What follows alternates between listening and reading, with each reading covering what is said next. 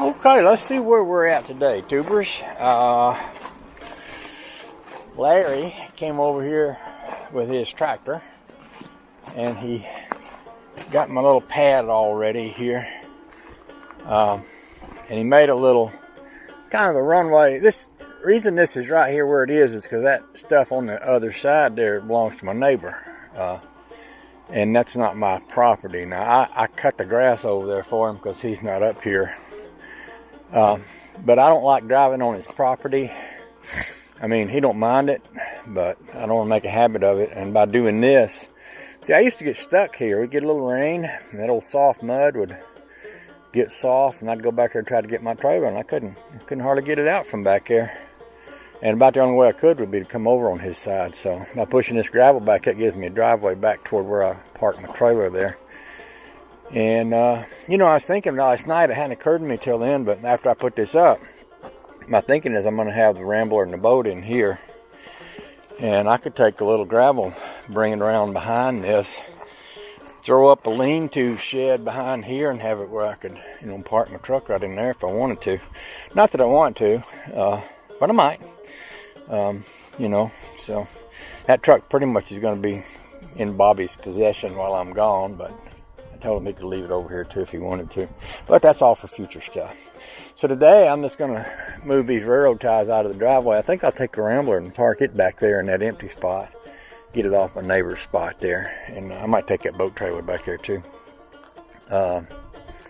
These railroad ties I'm going to use to make steps. There's going to be a little section between these two buildings where you can walk back here, and then I'm going to have some steps that go down right over here so that if you want to walk between the buildings and come back here to the little back shed, you can. And what I'm going to go ahead and do is start setting up my concrete forms. I used to set forms when I was a kid. I worked for Josh's granddaddy, and he taught me how to set up concrete forms. We basically set up forms for those apartments that they built inside of 285 down in Atlanta back in the 70s, early 70s. So it's going to be a little simple 18 by 20 pad, 6 inches deep with some wire in it, and nothing fancy.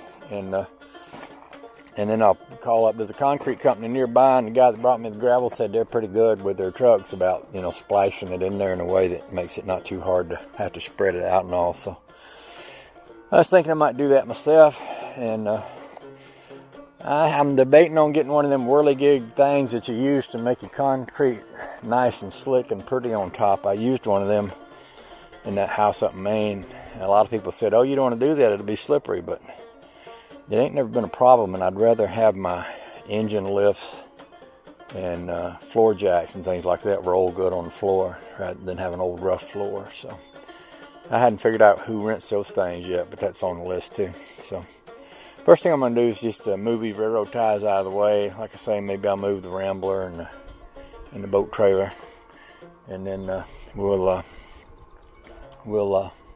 start setting up some forms. I think that's how this day is going to go. I can't guarantee it. It could be changes, but that's the way we're heading toward so far. And I'll give you a good for example. Sometimes the weather's so nice that we just decide we have to go get in a boat and ride around. So that could happen too. You never know.